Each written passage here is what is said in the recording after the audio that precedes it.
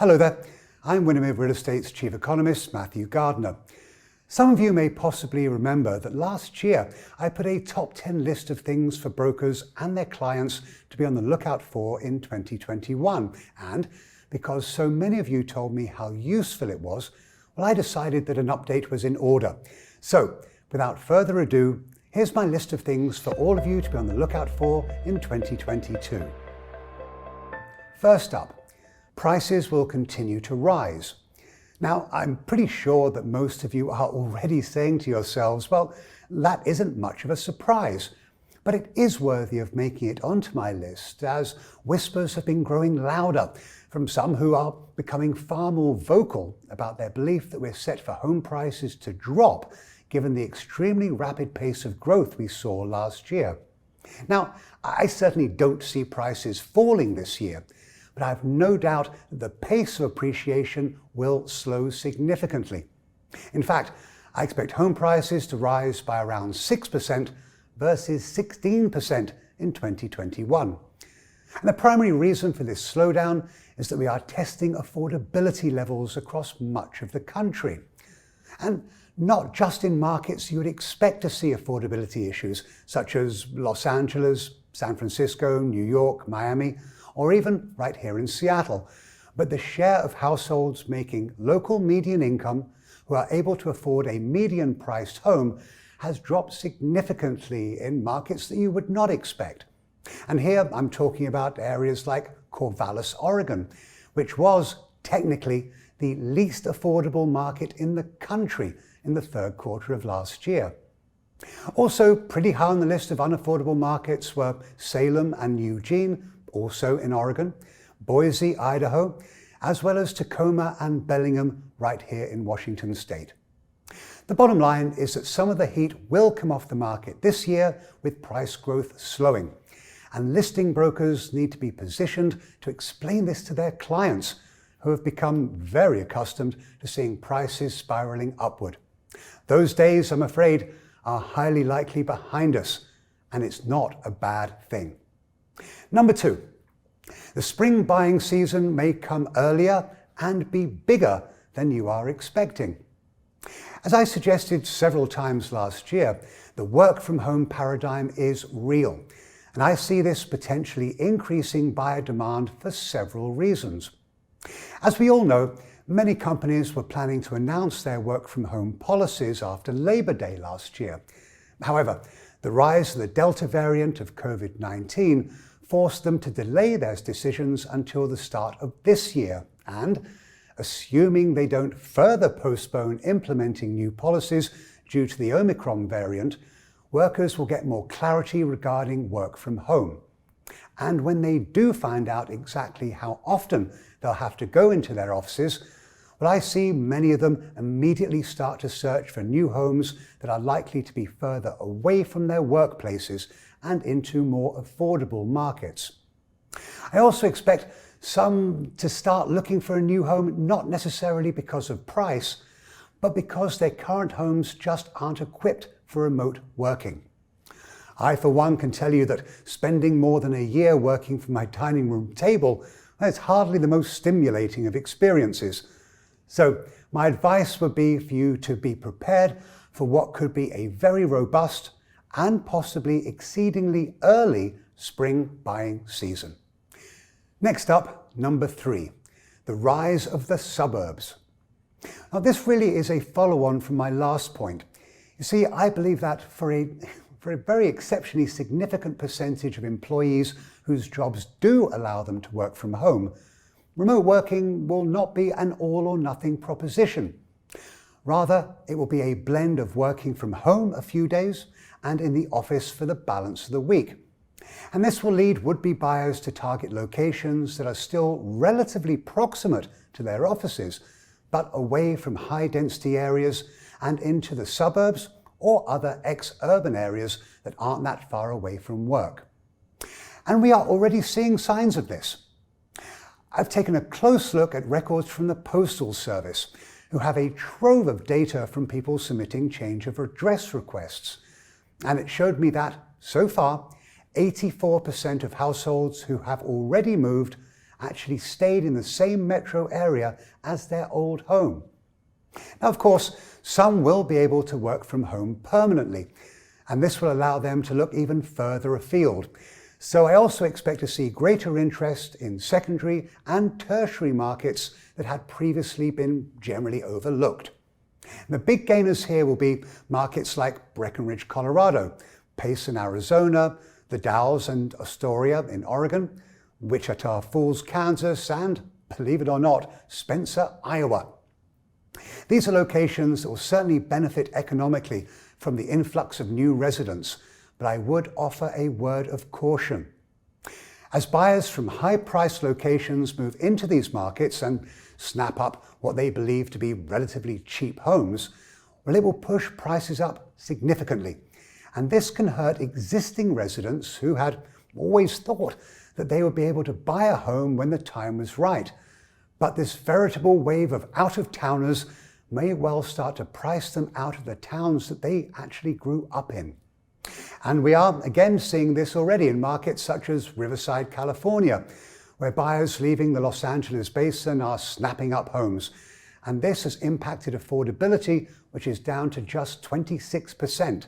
Or, as we discussed, Corvallis, Oregon. Just 6% of homes sold in the third quarter of last year were technically affordable to households making median income.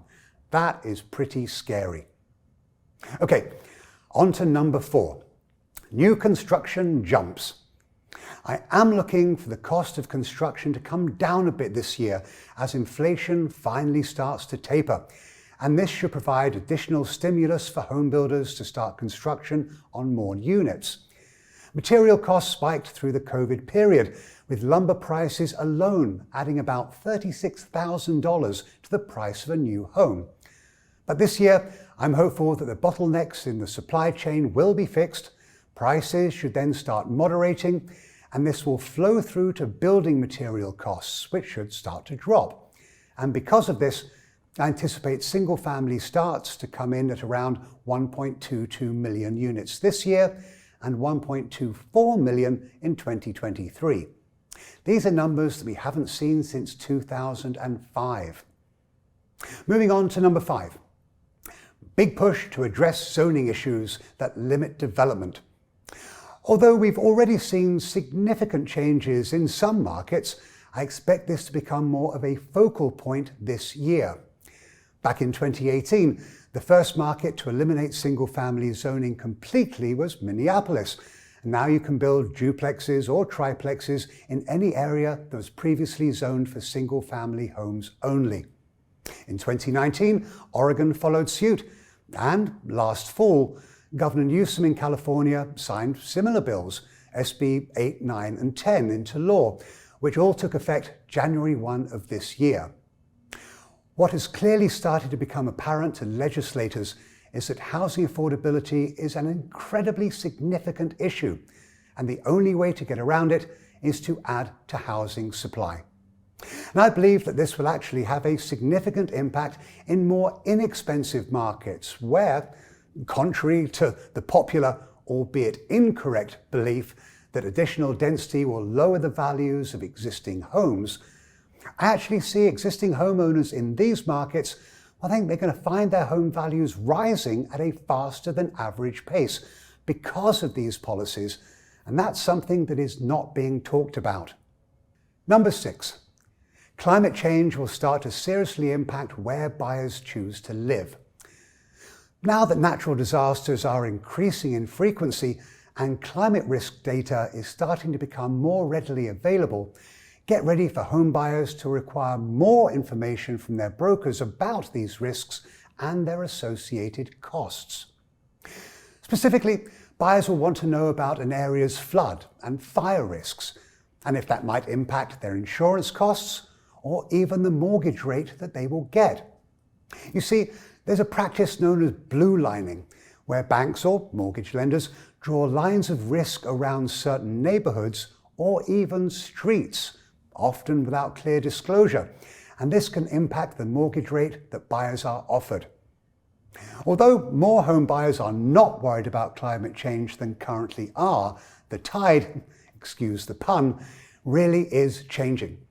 And this is being led by millennials, but it's also high on the list of concerns from Gen Y buyers and even Gen Z, who, although still far too young to be in the position to buy a home, will be very focused on this when they get to the ripe old age when home ownership becomes important to them.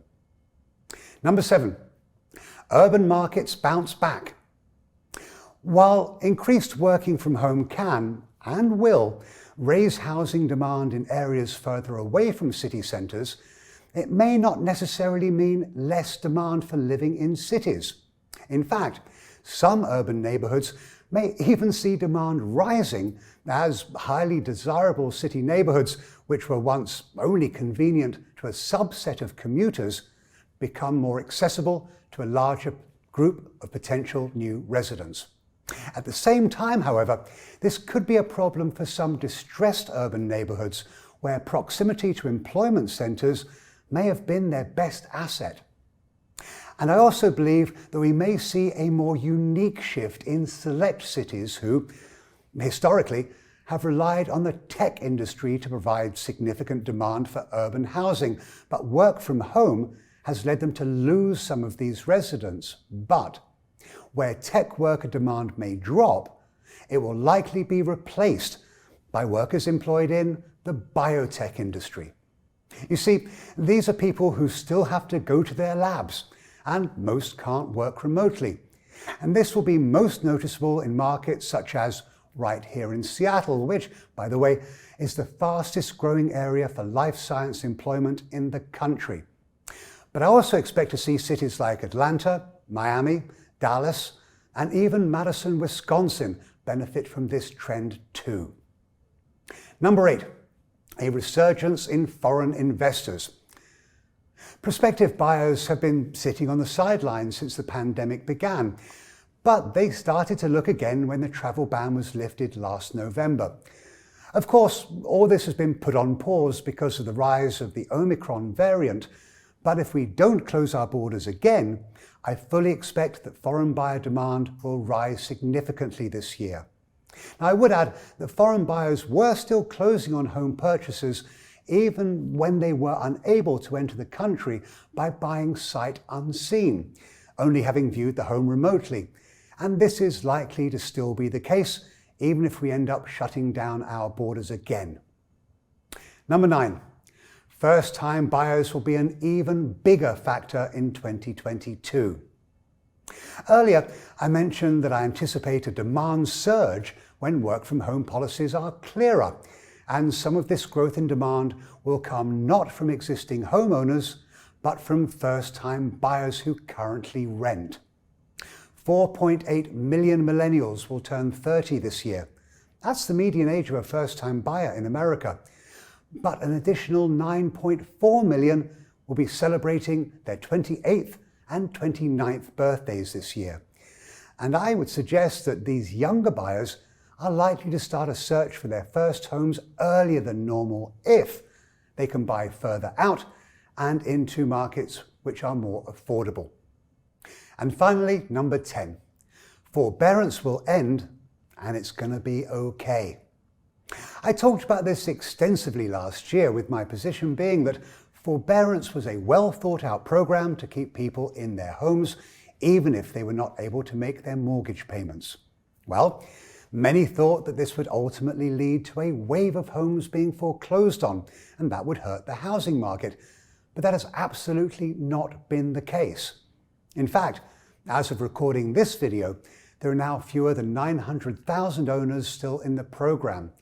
That's down from its May 2020 peak of almost 4.8 million households who are in forbearance. And this number will continue to shrink. But even if some owners simply can't get back onto their feet, I don't expect to see a significant increase in foreclosure activity as they exit the program. Yes, foreclosures will rise this year, but only back toward their long-term average. But there will not be a wave of foreclosures simply because many homeowners who can't get things straight with their lenders, or they'll decide to sell their homes in order to satisfy their obligations and not have their homes repossessed. This is already happening, And we know this by looking at the makeup of homes currently for sale.